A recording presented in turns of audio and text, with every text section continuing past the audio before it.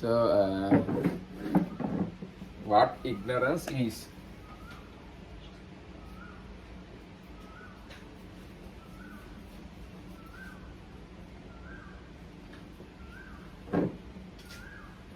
Ignorance is simply, you can say there's another equal word, delusion.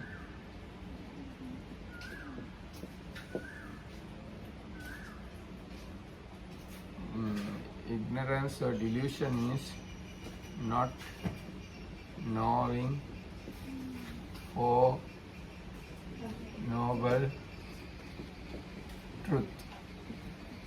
Not knowing for noble truth. So we have discussed lengthily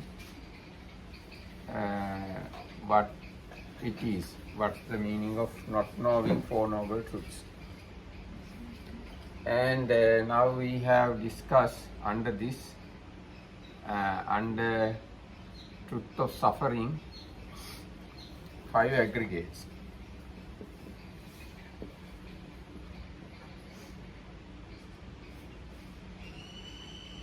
Because not knowing 5 aggregates subject to clinging is the ignorance regarding the truth of suffering. So under 5 aggregates we discussed form aggregate, feeling aggregate, perception aggregate, mental formation aggregate and consciousness aggregate. Not knowing form aggregate is the ignorance. Not knowing feeling aggregate, not knowing perception aggregate, not knowing mental formation aggregate, not knowing consciousness aggregate is the ignorance. And under consciousness aggregate we discuss 89 types of consciousness, isn't it? 89 types of consciousness. Out of these 89 types of consciousness, 12 are unwholesome consciousness, 21 are wholesome consciousness, and 20 are functional consciousness, 36 are resultant consciousness. And then we discussed how these consciousness, how each consciousness activate or active with the respective object. Now when eye object come to the eye, what is the process going on in the mind? We discussed already.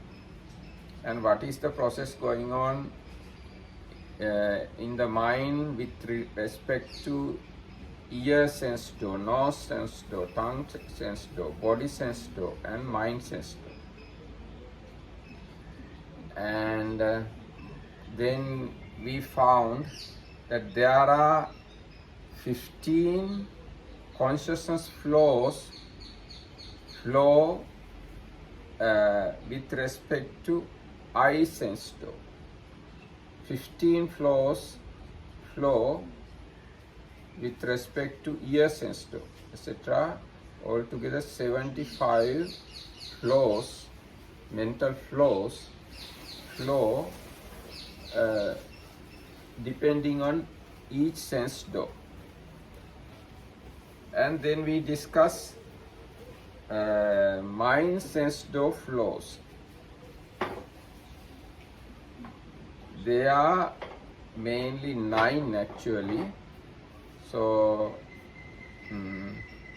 not actually 9, there are many, but regarding sense sphere objects, let's say sense sphere objects, there are mainly 9 flow.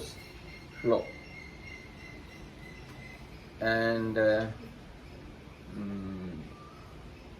I like to draw a diagram, you to have have a rough idea how the mind flows or consciousness flow. Now there is a consciousness called life continuum consciousness. We call it bhavanga. Now when object come to the eye, let's say this is eye, and this is the object. Then this life continuum consciousness shake and break, and another investigating consciousness arise, then I consciousness arise, then accepting consciousness arise, then investigating consciousness arise, then determining consciousness arise, then another 7 consciousness generate the karma, and another 2 consciousness do the registration, and again life continuum consciousness. When let's say another object coming through the ear sense door, this is ear and this is the object, then this life continuum consciousness shake and break and turn the attention to the ear sense door and ear consciousness, then accepting, investigating, determining, registering, and generate karma. 7 continuous 7 moments need to generate the karma, and after that 7 moments registration consciousness, and again life continuum consciousness. If another object come to nose sense door, same thing happen. Another object come to the body sense door, same thing can happen. And another object come to the tongue sense door, same thing can happen. So this is the nature of the mind. And if we look at only one thing, this is let's say eye sense door. Now this is the life continuum consciousness. So this is the eye and object. So there are 15 these kind of flows on the eye, 15.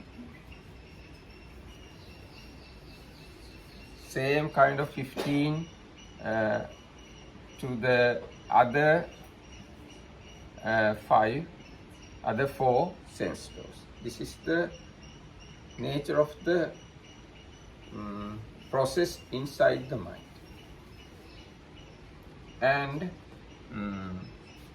when mind sense door get an object, the process slightly different. So mind sense, my life continuums consciousness and shaking of that and breaking of that, then mind adverting consciousness. There's a consciousness turning the process towards mental object. Then after that 7 consciousness generate karma and come back to the life continuum consciousness. So this kind of altogether 9 flow taking mind, sense, mental objects, and these 9, the object of these 9 is sense sphere object. Sense sphere object means forms you have already seen and sounds you have already heard, odors, taste and touches you have already experienced, come to the mind sense door and create this kind of mental flows in the mind. And there are other mind sense door flows, they are relating to fine material sphere and immaterial sphere and supramundane. No, we don't call sphere, supramundane. So this kind of mind sense door flows also there. Actually we discuss all these things, not lengthily, very roughly we discuss. And now we know when one attained jhana, what kind of mental process happened within him. When one attained paths and fruitions, what kind of flow is going on within him. All these things very roughly we touched. And there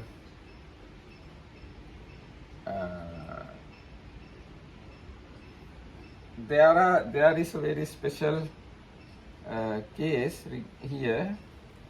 It is called cessation of feeling and perception. That state, or that state can be attained only by arahants who have 8 jhanas. So in that case, this whole mental process, even life continuum consciousness, stop.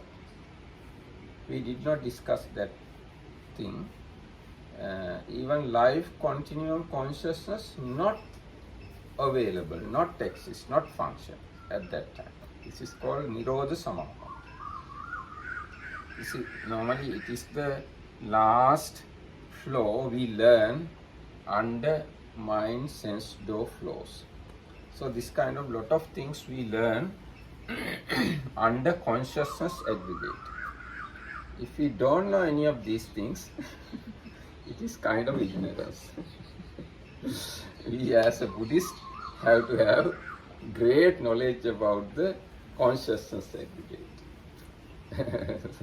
So in order to expel, in order to suppress or eradicate ignorance, we discuss all these data or dispel the ignorance. Yes, to dispel the ignorance, we discuss a lot of things about the consciousness aggregate.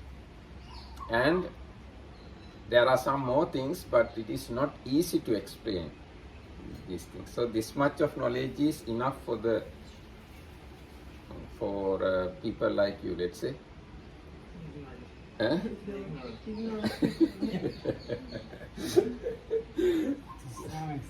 To some extent. Yes.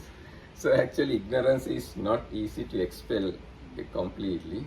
Until you become an arahant, you have ignorance. There is a fetter called ignorance. To eradicate that fetter, you have to reach to arahanthood. So ignorance is not easy thing to expel. Then I like to move to other truths.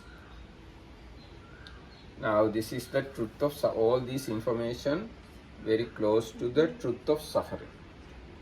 But some parts not actually included into truth of suffering. Now as is supramundane paths and fruitions, we don't include them under the truth of suffering. Now let's look at other truths to expel the ignorance regarding those truths. The second truth, actually we have already discussed a little bit about the second truth also.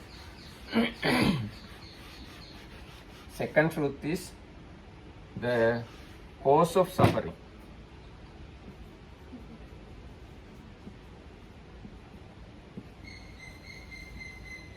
Cause of suffering. Not knowing the cause of suffering is ignorance. Now, according to, actually we have already discussed this fact also. According to your knowledge up to now, what is the cause of suffering and how you explain the cause of suffering? If you have suffering, you must have cause of suffering. Craving. Craving? Craving, yes. This is one answer, craving. And some more answers? Avijja, yes, ignorance. We can say ignorance. This must be double ignorance. Clinging, yes, clinging. Clinging is the upadana. And what more? Unwholesome mental formation. Huh? All unwholesome mental formation. All unwholesome mental formations. on all unwholesome mental formations. There are some more explanations. Even wholesome, which is not directed to Nibbana, can be considered as cause of suffering. Now, as example, you perform wholesome deed in order to reborn in one of the divine worlds. So that wholesomeness directed to another part of samsara, not the liberation of samsara.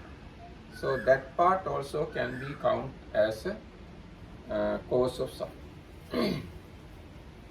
So cause of suffering is a huge thing, and cause of suffering all is as big as truth of suffering. Now, if we say this is the truth of suffering, cause of suffering also same size. Because cause of suffering exists, then only truth of suffering can exist. If cause of suffering is not exist, truth of suffering also not exist. So the size of the truth of suffering is equal to cause of suffering. So if you understand cause of suffering perfectly, you understand truth of suffering. So it's very important and good to understand cause of suffering. Now let's go back to the craving. What do you know about craving? Do you have craving? So it's very important to see directly, face to face, craving. It's very good understanding. I mean, if you directly turn your face to the craving, then only you can see the craving. That recognition of craving is extremely important, because if we don't know craving, we never eradicate craving. So what do you know about craving? It's very sweet. Yes, craving sometimes can be very sweet, because craving arises always with the present sensation. Almost all the occasions when there is pleasant sensation, craving arises. Now Buddha says, "Yang loke piyarupam satarupam ettesa tanha uppajjamana uppajjati etta nivisamana nivisati." If there is anything present in the world, that is the place this craving arises, and that is the place this craving exists. So then Buddha further explains where this craving arises, or what is the present in the world. What is the present in the world? Present, pleasing. What is the pleasing in the world? That which appears to you to be beautiful, enticing. Yes, anything beautiful is pleasing. What are these beautiful things? Sex, drugs, rock and roll. Yes, sex, drugs and rock and roll. It is very gross level.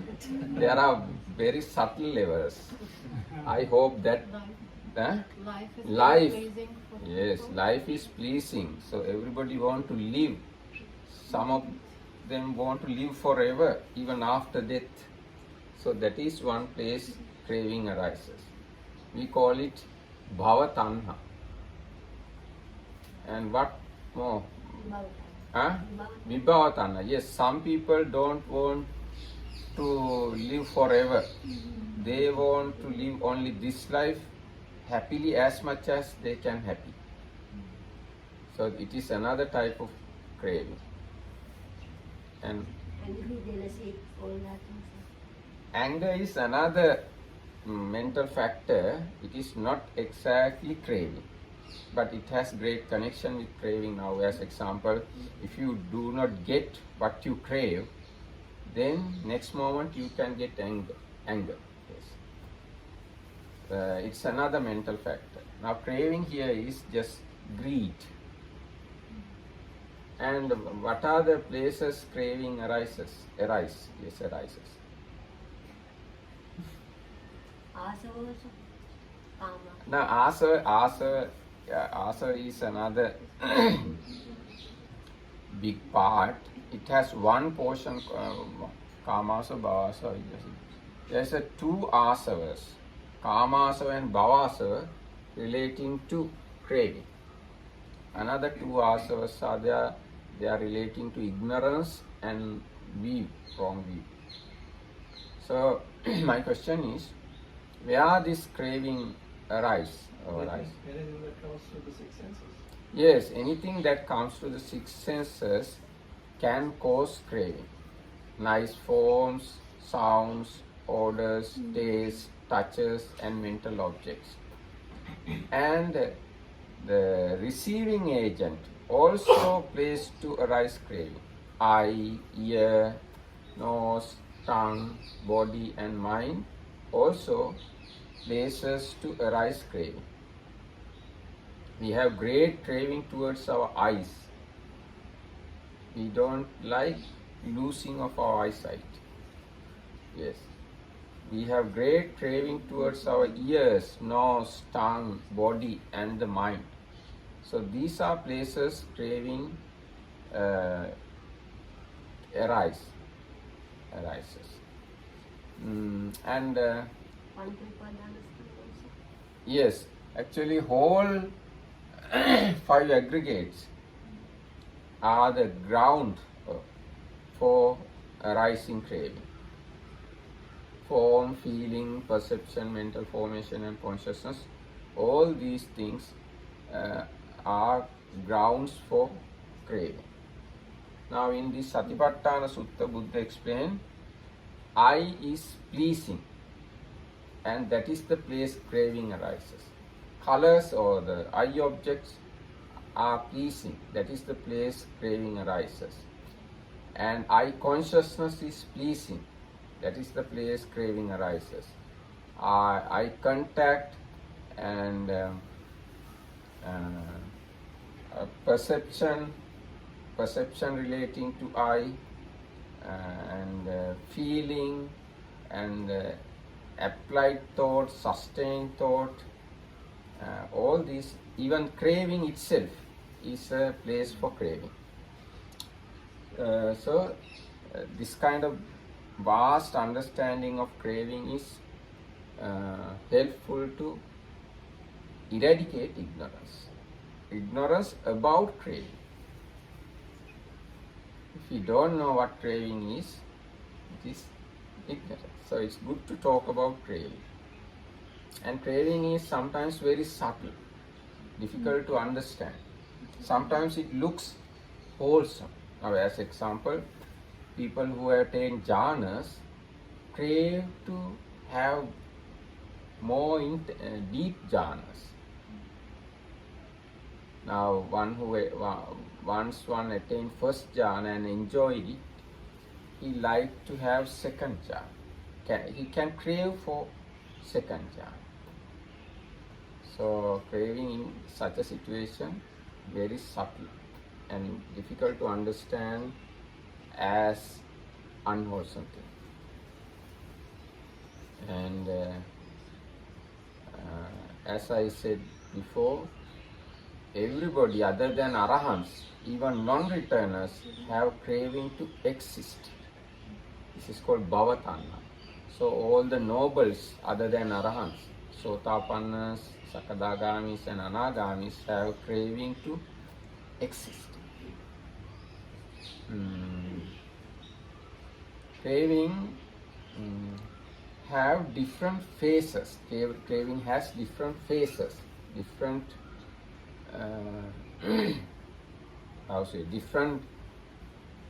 in different occasions craving function differently.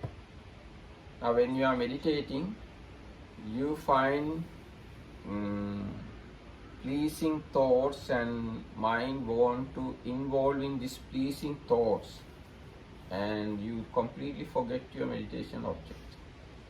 So this is called hindrance.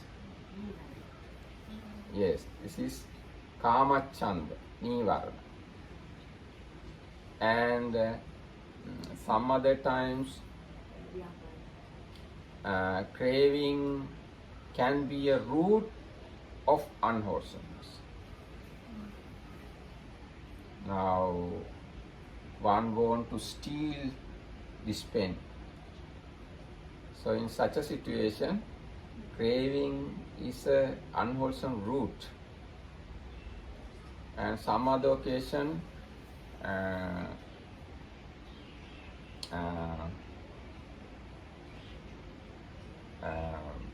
it is how to say,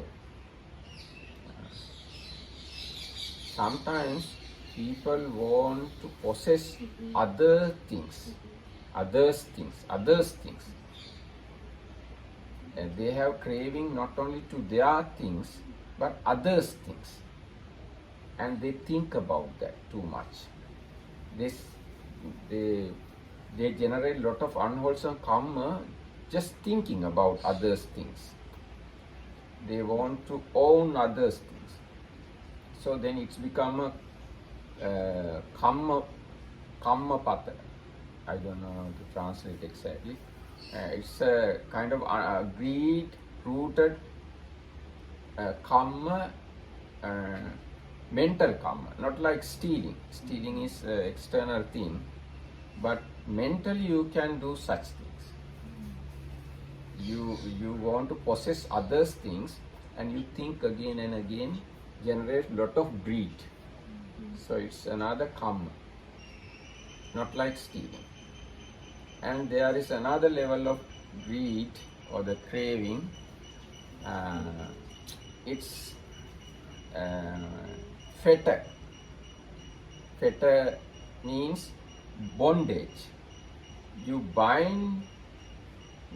are bound to the circle of rebirth because of this fetter kind of craving. We call it kamaraga samyojana, fetter. And kamaraga is a fetter, and ruparaga, aruparaga, there are three types of fetters. These fetters are just craving. And there is another level of craving, we call it underlying tendency, anusaya, kamaraga anusaya. It is also greed, kind of greed. It is in the mind, in very deep level. So we don't know, sometimes we have a craving, but when occasion comes, suitable situation comes, it suddenly come up. So this is underlying tendency called tendency of craving. And as I mentioned before, there's another type of craving. It is asava. Asava means taint. So it's another subtle type of craving. And there is a craving which works as a flood. You can't come out, flow take you away. So craving sometimes function as a flood, and sometimes craving works as a knot. It is called ganta. Ganta means knot. You are not knotted by the craving. So like that, craving has different phases and different functions, different activities according to the situation. So it is good to learn all these things because it helps to expel the ignorance.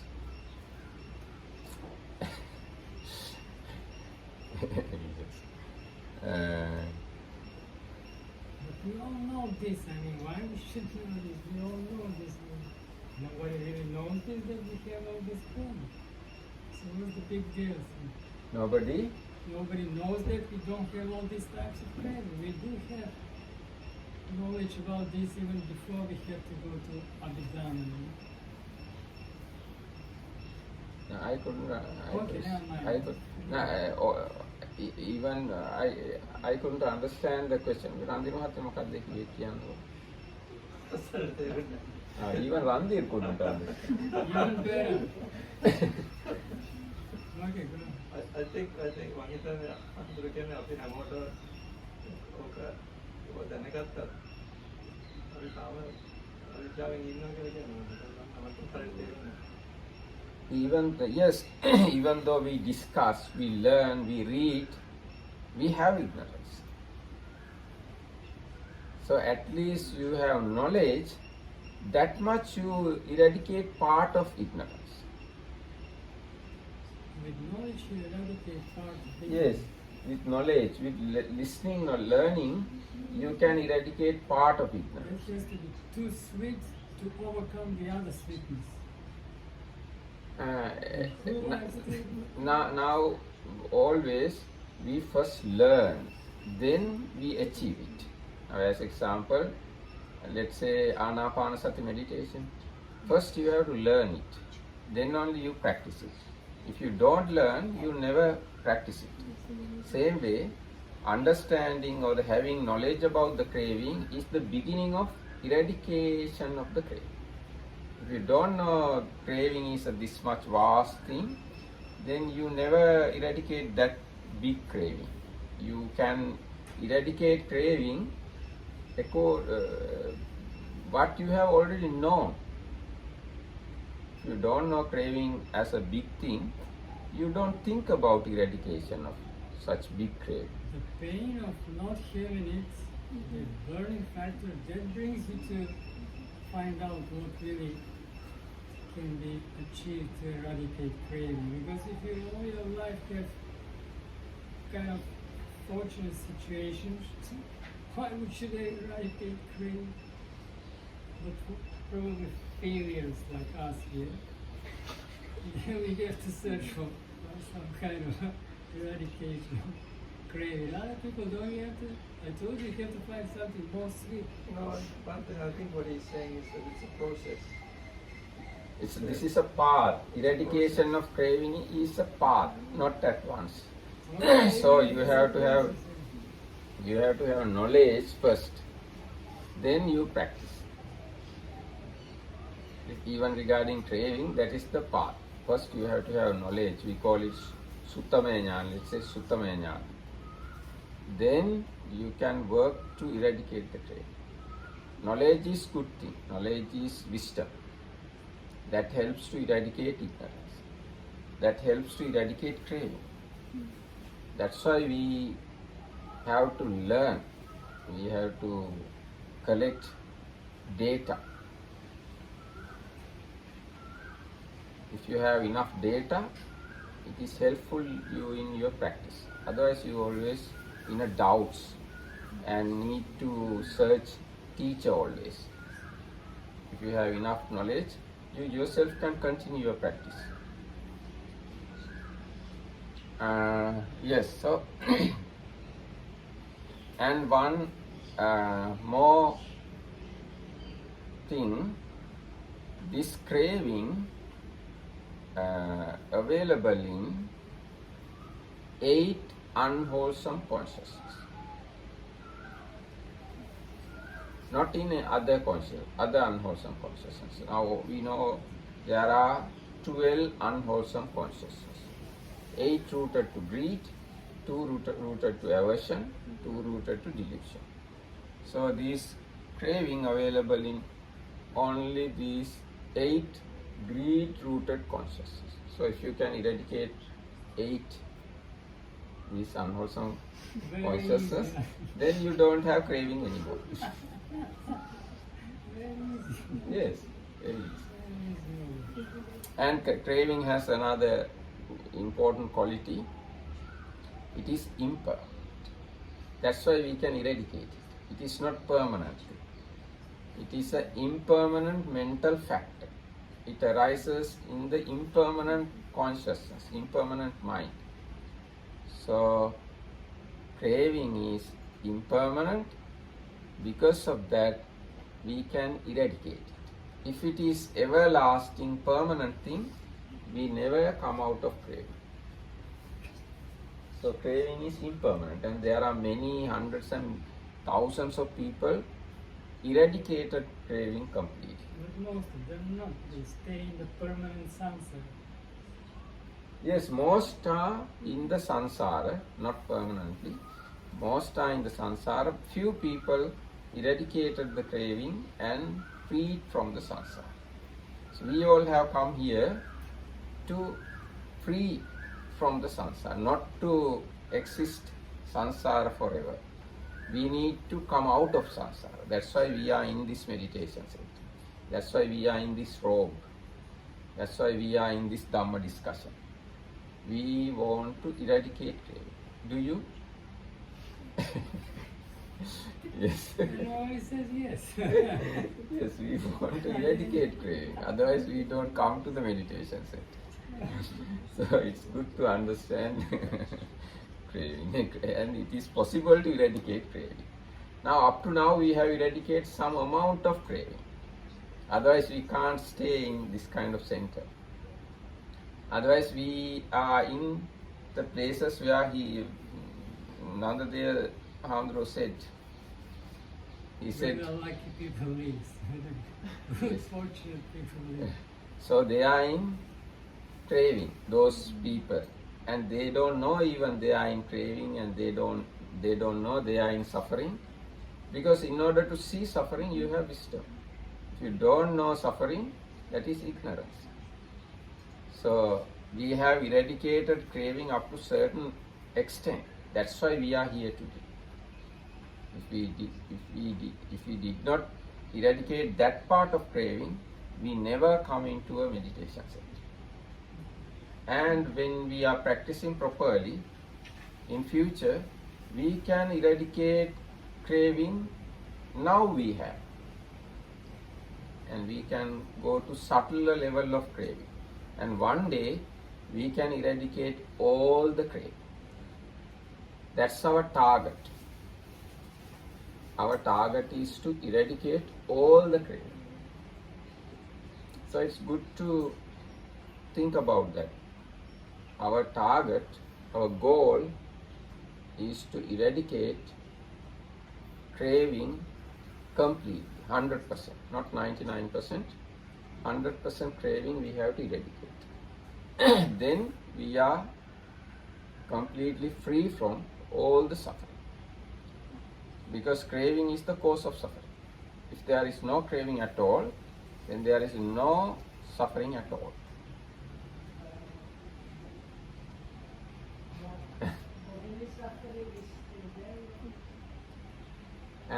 Suffering here means suffering because of craving.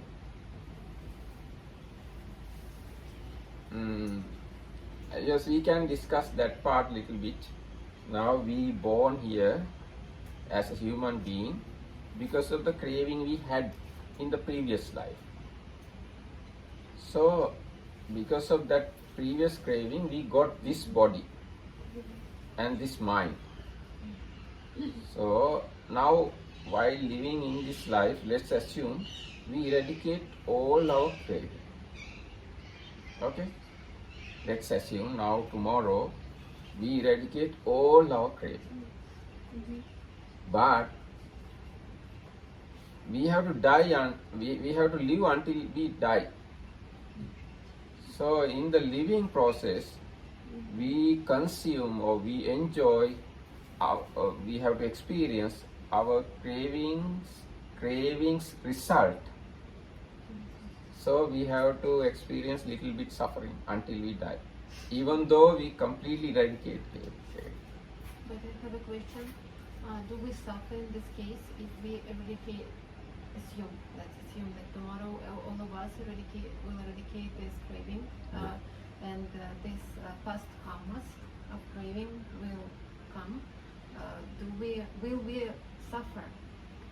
We suffer only one suffering, that is bodily painful sensation. That is the only suffering which we have. But again, I have a question. Will it be a suffering? Of course, when there is a pain, it's pain, and you Yes. can't. Yes. But do I understand right that suffering is mostly created in the mind, not the attitude of the mind creates whether the person suffers or not? Because pain, it's pain. Suffering is suffering, and if we combine them, then pain becomes suffering. But if suffering and pain are separated, then there is Yes, no if you can separate, But and if if you we can do look not at, have craving, it means that Yes. we can separate. yes, so we can separate, and pain is there, and you have no suffering. Pain is pain. Mm. That situation you can experience if you eradicate craving completely today. Tomorrow. Tomorrow. But today also okay. So no Yes, problem. no problem. So this We this, take this magic pill. this bodily pain exists until you attain parinibbana. Time to time bodily pain can arise because the cause of bodily pain lies in the past. Yes. So another thing you can understand, mental suffering mainly lies within two consciousness. Mental pain, domanassa we call. Domanassa available in two unwholesome consciousness rooted to hatred. So if you can stop that two consciousness, then you don't have mental pain also. Now you know there are 8 consciousness greed rooted, 2 consciousness hatred rooted, and 2 consciousness delusion rooted. So in this 2 hatred rooted consciousness, you have mental pain. Why? That's the nature of these hatred rooted consciousness. They have domanassa, unhappy feeling. So unhappy feeling available in 2 consciousness. They are rooted to hatred. So if you can stop those 2 consciousness, then even mental pain you don't have. Bodily pain you have to have until you attain parinibbana, but mental pain you can stop if you can stop these 2 hatred rooted consciousness. So anyway, now we discuss lengthily about cause of suffering, and knowing about cause of suffering expel the ignorance. That's why we learn all these things. What more we have to talk about greed? Where does revenge belongs to? Revenge belongs to aversion rooted Only consciousness. Revenge is something rooted to greed. Oh, no, sorry, aversion. Revenge and aversion. It's very sweet, then it's craving then. There can be craving, but the main part rooted to aversion. Even greed can go together with aversion. Now, as example, if I want to have something and I kill the owner in order to take it, so craving and aversion going together. And sometimes I want to defeat my enemy, I kill him and I become very happy. And what about vihimsa? Vihimsa also hatred rooted. Yeah, but isn't that is really like you want to cause the other person to suffer? No? Yes, you like, but the root is aversion. they say you can never have aversion and love together. No? No, you can't have together means in one consciousness. Just after 1 second, you can have aversion or craving. So then that means in the suttas wherever the Buddha talks about Vihimsa, he always talks about bunch of minds, not about one. No, no, bunch of minds. In suttas, always bunch of mind. In Abhidhamma, always or most probably one mind. That's the thing. Suttas, Buddha talk about bunches of minds. In Abhidhamma, Buddha talks about one consciousness. So, it's happy to know craving is impermanent. And one craving unit is one mind moment. Because consciousness is one mind moment. Craving also mental factor in the mind. So craving, tiniest craving unit's lifespan is one mind moment. And if we are wise, just after craving we can generate non-craving also. Craving and non-craving sometimes going very close, and non-craving and craving also going hand in hand sometimes. Now as example, one millionaire long time ago, he is very greedy person. He offered dana to a Buddha, one of the silent Buddha, and having seen the Buddha was taking full bowl of rice or meal, he thought it's not to give this much of food. So just after non-craving, he generate craving. Even now, these kind of things happen. After you give something to somebody, you think, oh, if I did not do that, I think it is good. So this kind of things happens. Craving and non-craving going very closely, and craving and aversion, all these are very much operating in the very close vicinity. In a normal human mind, always these things are operating in the mind, not with a distance, very close. What more we have? And there is a now one monk called Radha asked Buddha, Bhante, what is Nibbana? Then Buddha said, Tanhakkayo Radha Nibbana. Cessation of craving is the Nibbana. Cessation or eradication of craving is the Nibbana, is the liberation. Because craving, craving stick us to the samsara, tie us to the samsara. Samsara means suffering. If we don't have any craving, that means there is no tie, there is no knot. So we are free. Bhante Katakunda Jnanananda, book, he describes craving as the glue that holds the 5 books together. Yes, we can say. Yes. Glue is a similar word for craving. Altogether, there are 100 words given by the Buddha for craving. 100 synonyms are there for the craving.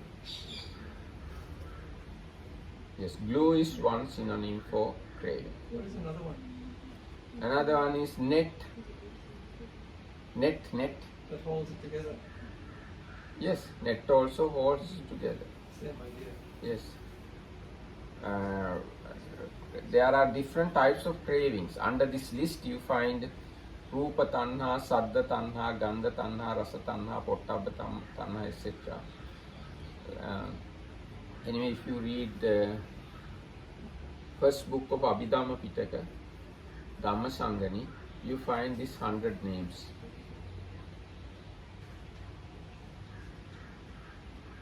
Yes. But I was thinking, the other day you were doing some paper and I helped you finding the references. It had some of this link. You Yes. still have it, you can show it around. Yes. or Jappa, many names, 100 names for craving. Thirst and hunger. Yes. No, I can't remember these. So do these 100 terms have a different characteristic for the term craving? Yes, does it have a different nature? characteristics. Okay. Craving acts in a different ways. Right. So according to its action, you can name it. So the word tanha, upadana is just like a general term. Yes. But underneath there are much more specific. Much more, very much. Yes. Sneha. Even chanda sometimes used for craving. Sneha means wetness, something like that. Sneha also for craving. And thirst is craving. And net, as I said, craving. And pipasa, yes, pipasa is thirst. Yes.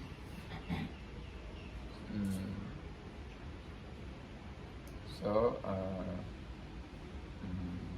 what more we have to talk about craving? Another word was longing. Yes, longing, even wish, like, desire, craving, attachment, clinging. All these are synonyms for You said craving. hunger also, thirst and hunger. Yes, hunger also can be It craving. is very elementary, it's basic instinct. No, it's not like in the stomach, but like in your mind, sometimes it's like the mind is hungering for something. Yes. And sometimes we can say it's thirsty. Yes. But would physiological beings, which are basic, would that also be considered craving? Because you like if you needed water, you needed food, and you don't have it. There can be two sides. Physically, there can be a need. It is completely physical. But because of that need, same kind of mental formation can arise. Because that's because of bhavatanha. Because you need to live. So you need food, you need water. No. We can't say bhavatanha. Bhavatanha mainly going together with view. Maybe just chetana or chanda. Like this desire just to get something. Yes, desire just to get something. It's not bhavatanha. Bhavatanha means your view is to exist. Yes. But physiological needs, doesn't that feed into that? All these things have great connection, but there are demarcations also. So physical need is one thing, and physical need sometimes not generate craving at all. Now, as example, even Buddha and Arahants, they need to eat. They feel the thirst, but there is no craving at all. And even people who attain jhanas, they need to eat, but they are, we can't say they have craving. So does that mean that if they don't get to eat, it doesn't bother them? Buddha in the sense they don't crave. But they would just simply wait until they Yes, get food. they can wait until they get the food. Anyway, understanding craving is good. Having craving is bad. but but we have to have understanding in order to not having craving. That's why we learn about this craving. And even when you are living here, you can see little cravings arise in you. You can note it. Sometimes, let's say there is a very beautiful flower, something. So you can have a little craving there. And some other beautiful things can generate little cravings. Even here, when you are living, you have to eat. When you are eating, you can generate craving. So like that, craving is always there. Very important thing is to note and understand. When you are noting, try to note the intensity of craving, or the shape of the craving or associate factors of craving and how it lasts, how long you have that particular craving. Like that you can study the craving. That studying is very important, very helpful thing. It directly upgrade your wisdom. So understanding craving, studying craving, observing craving is extremely wholesome deed. Although craving is bad, observing craving is very wholesome. Now in Chittanupassana, Buddha said, Saragang va chittan saragang chittanti pajanati. Knowing greedy mind as greedy mind is one of the satipatthanas. So we need not to unhappy about craving, because we can turn craving into a wholesome, not turning actually, we can use craving to generate wholesome mental states. So craving, we should not see it as always something rubbish, something bad, because we can use craving to develop wisdom in order to eradicate craving. Yes? Yeah.